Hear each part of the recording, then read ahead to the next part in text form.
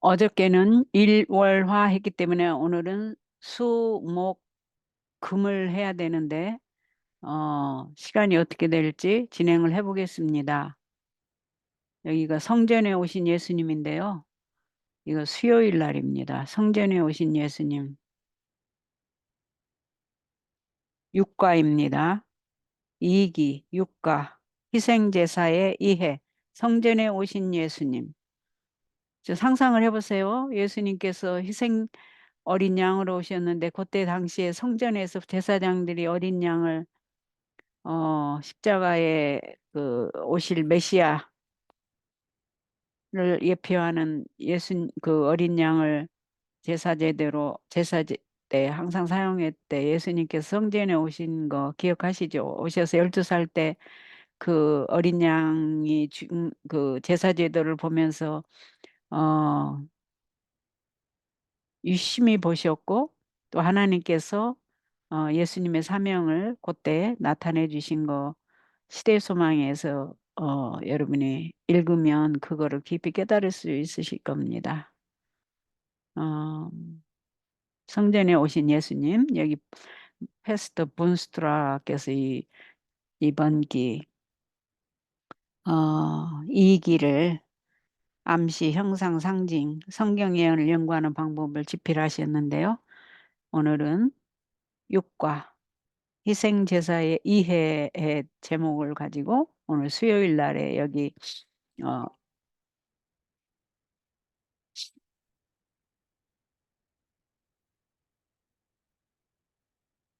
잠깐만요.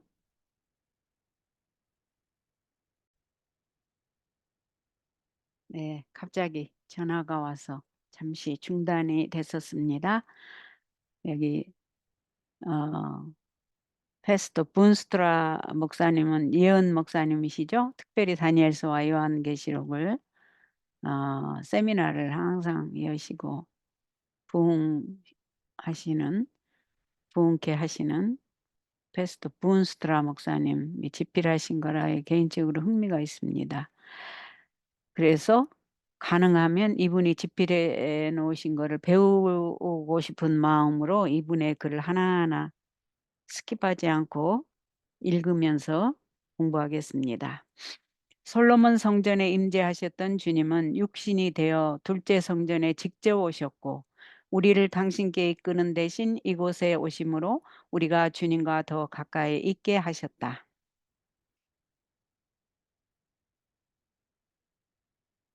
모든 구원의 이야기 가운데 긴장감이 존재한다. 하나님은 우리가 그분과 누렸던 이전의 교제를 회복하기 원하시며 우리에게 가까이 다가오기를 갈망하신다. 그러나 죄인이 그분의 면전에 나온다면 그들은 멸망하고 말 것이다. 다윗은 주는 죄악을 기뻐하는 신이 아니시니 악이 주와 함께 머물지 못한다고 기록했다. 하지만 동시에 오직 나는 주의 풍성한 사랑을 힘입어 주의 집에 들어가 주를 경외함으로 성전을 향하여 예배하리이다라고 말했다.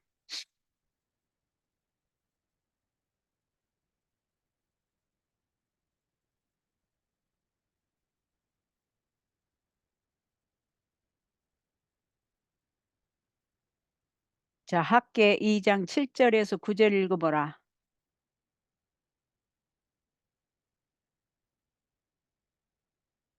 두 번째 성전이 건축되고 있을 때 학계 선지자는 둘째 성전은 이전 성전보다 더 영광스러울 것이라는 놀라운 약속을 했다. 그 예언은 무엇을 의미했는가? 자, 이 질문을 대답하려면 요 성경절을 좀 읽어야 되겠죠? 예. 학계 2장 7절에서 9절입니다. 또한 모든 나라를 진동시킬 것이며 모든 나라의 보배가 이르리니 내가 이 성전의 영광이 충만하게 하리라. 만군의 여호와의 말이니라. 은도 내 것이요 금도 내 것이니라. 만군의 여호와의 말이니라. 이 성전의 나중 영광이 이전 영광보다 크리라. 만군의 여호와의 말이니라. 내가 이곳에 평강을 주리라. 만군의 여호와의 말이니라.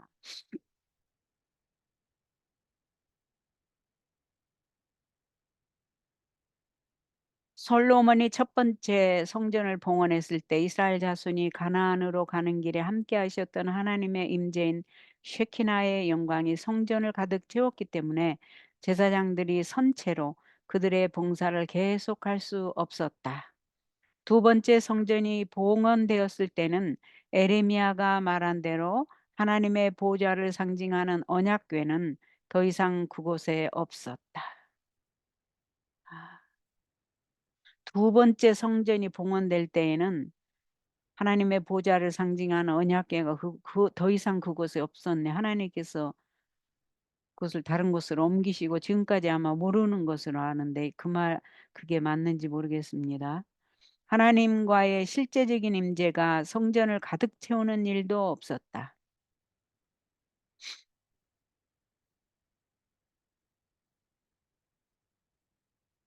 그건 아니다. 더 연구를 해보겠습니다. 하나님의 실제적인 임재가 성전을 가득 채우는 일도 없었다. 이것은 가슴 아픈 일이었다. 질문을 좀 적어봐야 될 것 같아. 왜냐하면 예수님께서 십자가에 달려 돌아가신 후로는 더 이상 세라모니얼로 의식 예식이 필요 없기 때문에 언약궤가 없는 것이 이해가 되는데 여기 두 번째 성전에 언약궤가 없다고 하는데 요 두 번째 성전이 예수님 오시기 전인데 그죠? 그때는 그럼 어디에 있었지? 이때의 언약궤는 어디에 있었고 질문이 1번, 2번은 예수님 당시에는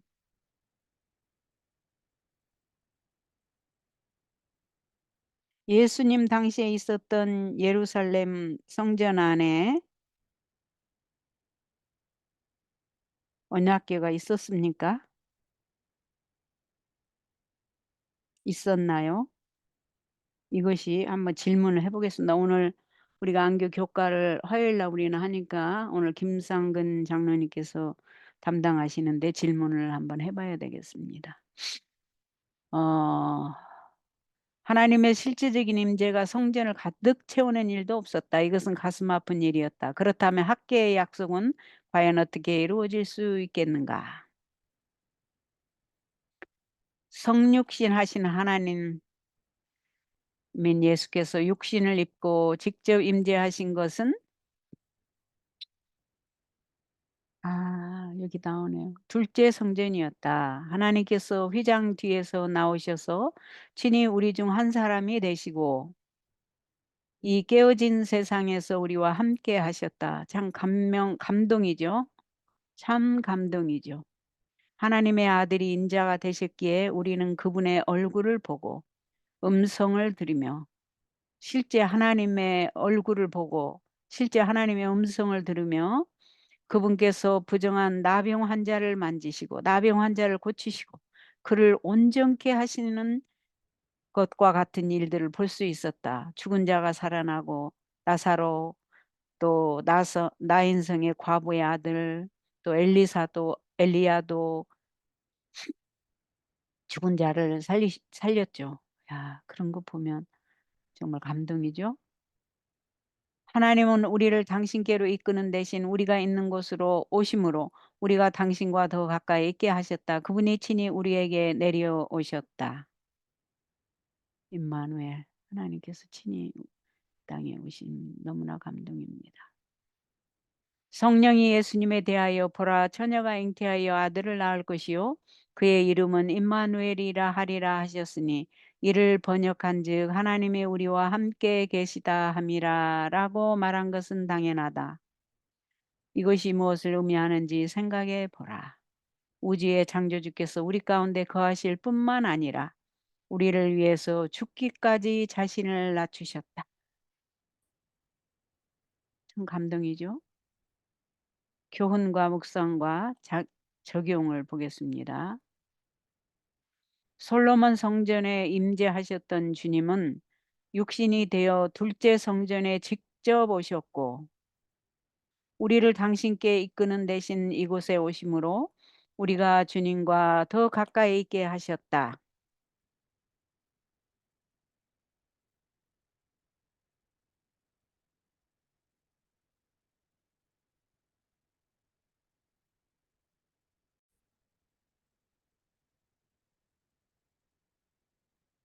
교훈. 솔로몬 성전에 임재하셨던 주님은 육신이 되어 둘째 성전에 직접 오셨고 우리를 당신께 이끄는 대신 이곳에 오심으로 우리가 주님과 더 가까이 있게 하셨다. 예수님이 우리 가운데 거하실 뿐 아니라 죽기까지 자신을 낮추셨음을 묵상해 보십시오. 십자가는 위대한 하나님의 사랑을 어떻게 나타냅니까? 우리에게 가까이 오시는 하나님의 사랑의 실체를 보고 경험할 수 있는 방법은 어떤 것이 있을까요? 음,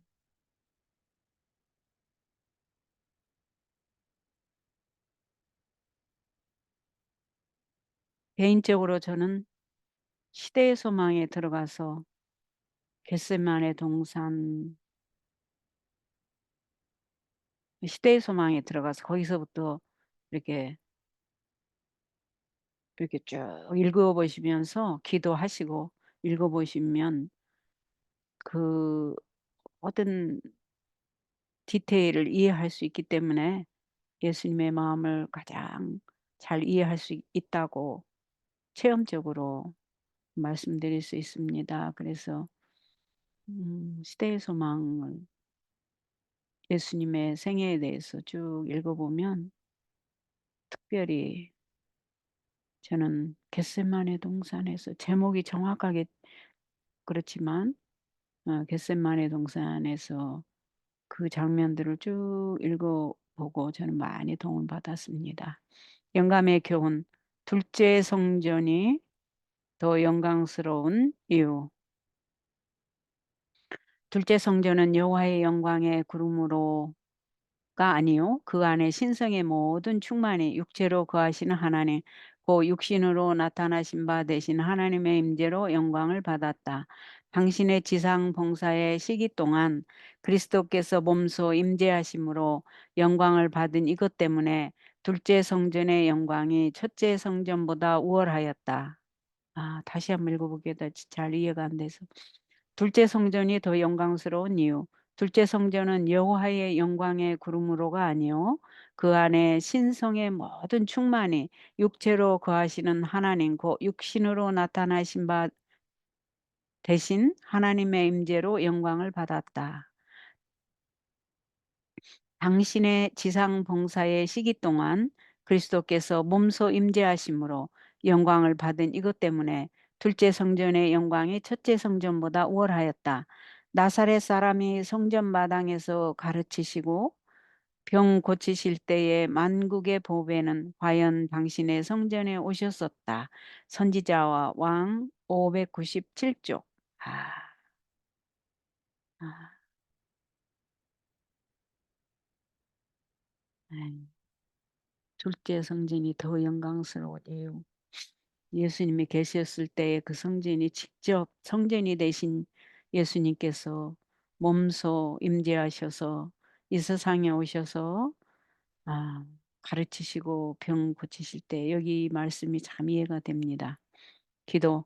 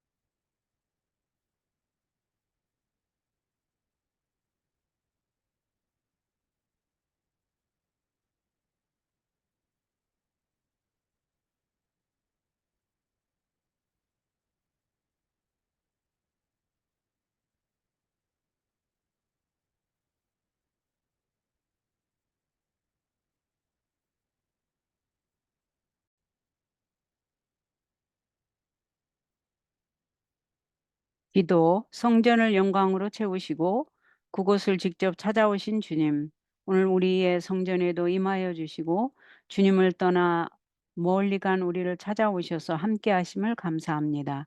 항상 가까이에 계신 것을 기억하고 예수님과 더 가까이 거하게 도와주시옵소서. 목요일로 가겠습니다. 네, 목요일 주께서 만물을 창조하셨으니